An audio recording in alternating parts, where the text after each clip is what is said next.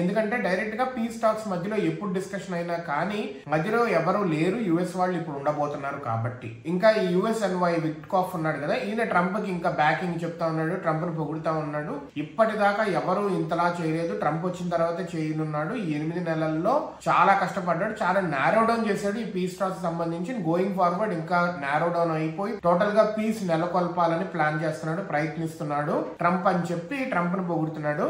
Maybe Russia Ukraine war అయితే గనక ఇక పీస్ నోబెల్ పీస్ ప్రైజ్ కి ఇది చెప్పుకుంటాడు పక్కాగా ట్రంప్ అయితే. ఇంకా ఈ పీస్ టాక్స్ తర్వాత తెలుస్తుంది ఇద్దరిలో ఎవరు మెయిన్, ఉక్రెయినా రష్యానా, ఎవరు మేజర్ పార్ట్నర్ ఈ వార్ ఇంతలా ప్రొలాంగ్ అవ్వడానికి ఎవరు మెయిన్ అని తెలుస్తుంది అని వీళ్ళు చెప్తున్నారు. ఇంకా ఈ అప్కమింగ్ న్యూయార్క్ మీటింగ్ అనేది మెయిన్ గా ఫోకస్ చేసేది security guarantees for Ukraine and future లో డైరెక్ట్ మీటింగ్ పుతిన్ కి జెలెన్స్కీ కి మధ్యలో డైరెక్ట్ మీటింగ్ ఉండే విధంగా ప్లాన్ చేస్తారు అని చెప్తున్నారు.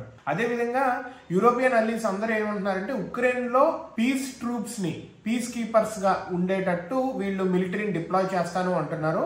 బట్ నాటోకి సంబంధించి డైరెక్ట్ గా మిలిటరీ ఉండకూడదు ఉక్రెయిన్ లో అనేది one of the main condition of Russia and Putin. చూడాలి ఏది ఏమవుతుందో. హోప్ఫుల్లీ పీస్ నెలకొల్పితే మాత్రం నెలకొంటే మాత్రం దట్ ఈస్ ఆసమ్.